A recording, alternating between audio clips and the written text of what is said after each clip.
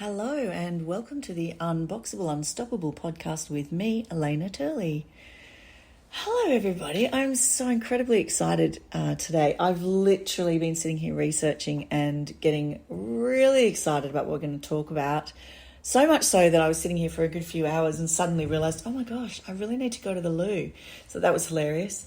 But anyway, such is my life at the moment, as you can imagine. So today's topic is one that is very, very close to my heart. It's all about feeling alive, the feeling of being alive and present. And this is something I practice in martial arts. It's something I practice from a spiritual mindfulness kind of perspective.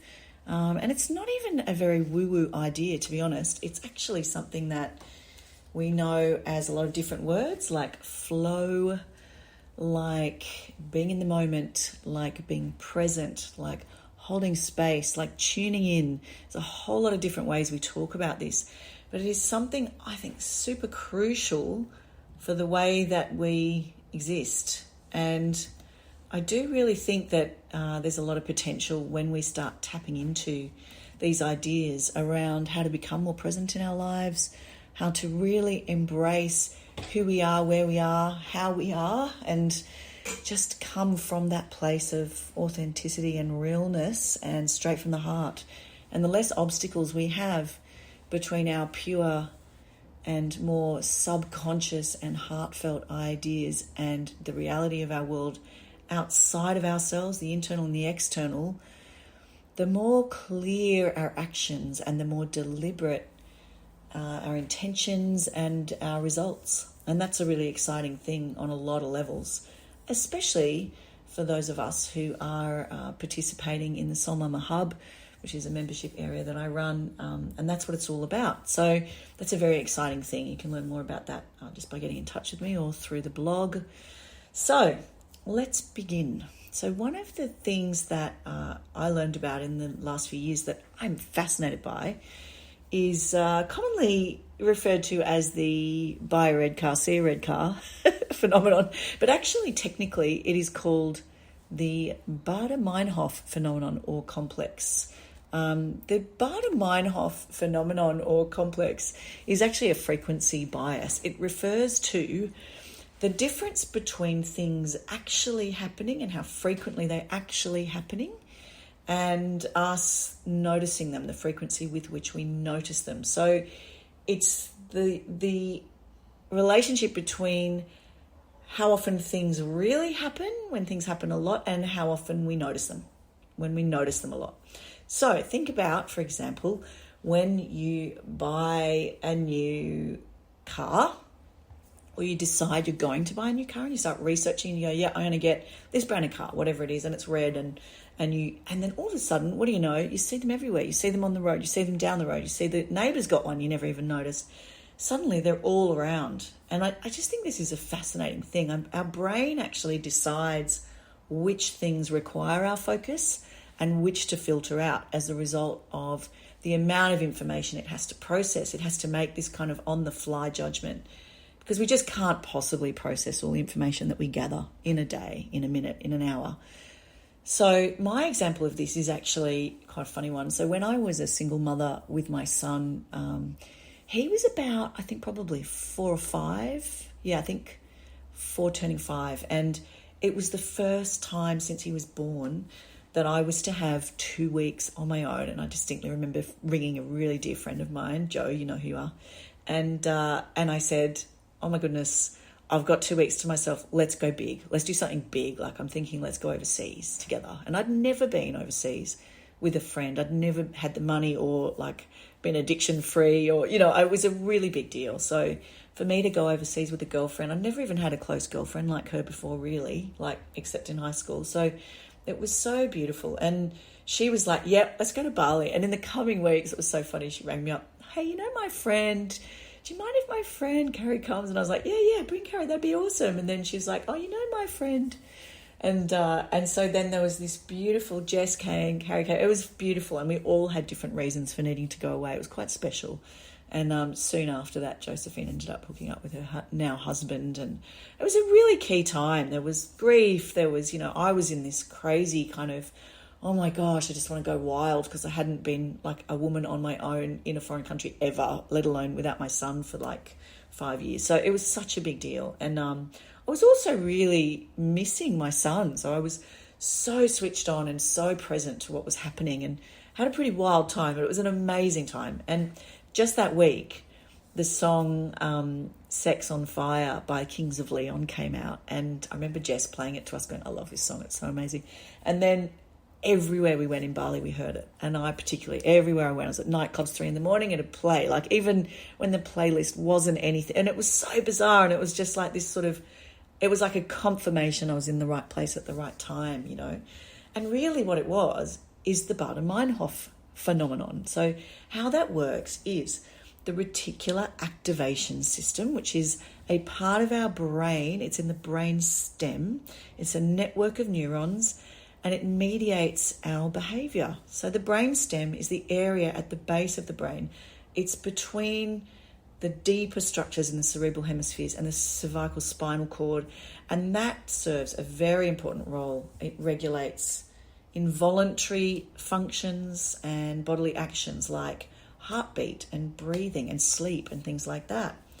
So the reticular activation system is the thing that determines what we're looking for. It's the thing that we, not even quite realizing it, it often happens without us realizing. It sets what we're going to notice and what we're going to not notice and filter out. Now, as you can imagine, the implications of that for us as developing people are huge. I mean, what it means is that our brain is making choices about what we perceive and experience. So when we decide, when we make decisions around these kinds of thoughts, our perceptions, our experience are affected.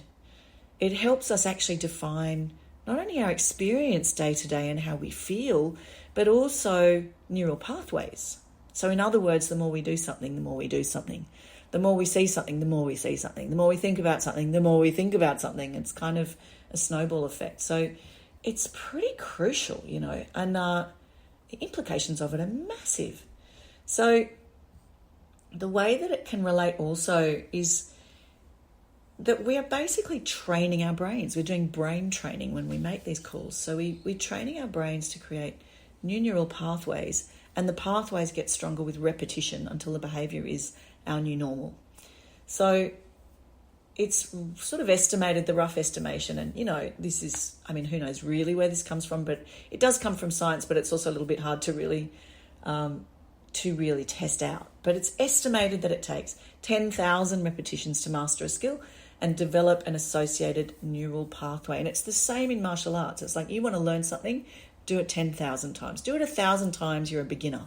Do it 10,000 times, you may be beginning to master it. So it's the same with thinking, and it's the same with what we see and perceive in our lives. So some of the ways that we can kind of do this neural pathway creating repetition is we can use mindfulness techniques, which I've talked about before. And last week I talked about this. You can actually do an exercise of this from last week's episode 4. So tapping into all 5 senses, we create stickiness. So it's like it helps the neural pathway to be created. So for example, you focus on all your 5 senses, you feel more alive and present. You then create and reinforce a neural pathway of feeling more alive and present, which is why my task for you today, and I would love you to report back to me in our Facebook group, Soul Mama Hub, or just message me. I love hearing from you. When do you feel alive and present?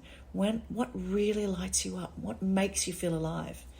I want you to notice that, and I want you to continue to notice it. So notice it for today, notice it this afternoon, this morning, tonight. Notice it this week, and then talk about it. Again, you're focusing on it. You know that where your attention goes, energy flows. And again, this is repetition. This is about establishing neural pathways. And there's lots of amazing books about this. The Brain That Changes Itself by Norman Deutsch, fantastic book. Louise Hay, You Can Heal Your Life. The Secret. It's not even woo-woo. This is about visualization. It's about using mindfulness techniques, ancient techniques, may I say, that have been around for a very long time and for a reason. Mindfulness for Health, a more Buddhist take on it. Vidyamala Birch and Danny Penman. Fantastic one for chronic pain, issues in the body. So there's a lot of supporting material out there for you. There's a way you can train this. So there's a way you can actually begin to train it, which is first you think of a goal or situation you want to influence. So really focus on it. Think of that goal, think of that situation you'd like to have some influence over. Now think about the experience or the result that you would like to reach in regards to that goal or situation. Create a mental film of it. How do you picture it? How does it smell? Use your senses. What does it look like? What does it feel like? What does it sound like? What does your body feel like? Particularly focus on how you feel. When it's ideal, not even if. Imagine it's happening now. Immerse yourself in it. So immerse yourself in the ideal outcome. Notice all the sounds, conversations, visuals, details, everything you can notice. Try to do it for more than 20 seconds. If you can spend 20 seconds in that feeling, you are creating a neural pathway. You are laying down a path which will influence your experience in the future. And this is a little bit of that sort of fake it till you make it, act as if type stuff as well. So when you're going into an interview, you could act as if you already have the job, act as if it's already yours.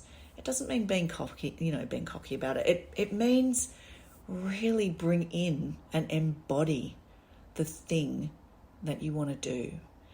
And it's the same with a lot of future self ideas. So you want to turn into the kind of person that runs a company, then think like that person would, feel like that person would. Take time to journal about it. This is a great one for journaling. Journal about what makes you feel alive, even if it's just a really quick few sentences. And it also gives you a kind of a marking point, so you can sort of capture how you feel right now, and then capture how you feel after focusing on what feels alive, what makes you feel alive and fills you with passion in 4 weeks' time. Have you noticed that there's more of that feeling now? And it's the same with the opposite. If you are spending a lot of your time in negativity and criticism, which, let's just say, our mind does have humans are naturally biased towards the negative and the critical. It's a survival method.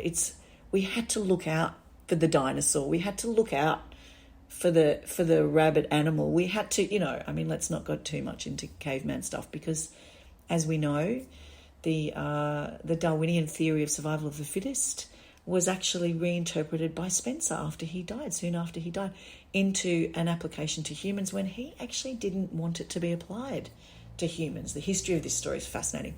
Darwin actually meant it to be for animals in the wild, and we don't live in the wild. We live in a garden. We don't live in the jungle, so that was Darwin's thing. So we've got to be a little bit careful with this kind of determinist, behaviorist stuff. But I do think that we have got some genetic coding that comes from our existence hundreds of thousands of years ago. Side note story this week. Oh my gosh, I found out my maternal haplogroup. What that means is that, you can have your gene mapped and you can find out things about your genetic coding. So I've done that, and this is fascinating. It traces back, it suggests that my maternal line traces back to one woman in Africa 200,000 years ago. I think all of us do, actually. But this maternal haplogroup can be traced to a woman in the Middle East, because I have a particular cultural background. And it was fascinating, one woman in the Middle East. And it sort of shows roughly where she travelled around, or where our genes travelled around. And it was quite specific. I found it absolutely fascinating. Highly recommend, if you are able to, doing the gene mapping thing. It's just fascinating. So just to recap, first of all, thank you so much for being here and listening to all of this. It completely warms my heart. Please send me a message if you like this. Please record a review on any of the ways that you're listening to this, whether it's Apple, Spotify, Facebook, whatever, like wherever you find it. Please leave me a review, save it, subscribe to it, share it, because that means more people can get the gold. And I really am driven and impassioned to share this gold with as many people as possible. It's totally my mission. So please, I would love your help on this mission. Share it around, leave a review so more people can hear it. If you like the sound of my voice, please share the love. And I will shower that love back upon you with gorgeous content and all the fascinating things that I'm going to talk about and that I've talked about so far. So check out the last ones. If this is the first one you're listening to, you may enjoy them. So I'm keeping them fairly short so that they're kind of accessible and easy to just take in little bite-sized pieces and return to if you want to. So this podcast has been about what is the Baader Meinhof phenomenon and why you need to know about it. So remember, tune into the mindfulness techniques, your senses, spend some time focusing on the goal or situation you want to influence and spend 20 to 30 seconds in that feeling of what happens with the ideal outcome. What does that feel like? Read some books if you want that I mentioned to you. There's plenty more, I must say. In fact, I'd love to hear book recommendations as well. Please send them over. But yeah, reticular activation system, baby, use it. It's a very cool thing. And Baader Meinhof must have been one cool dude or lady. I don't know if it was a dude or a lady. But anyway, wonderful to be here. I'm rambling now and sending out loads and loads of love always to you guys, beaming it out. And I look forward to having you with me again next week. Okay, bye for now.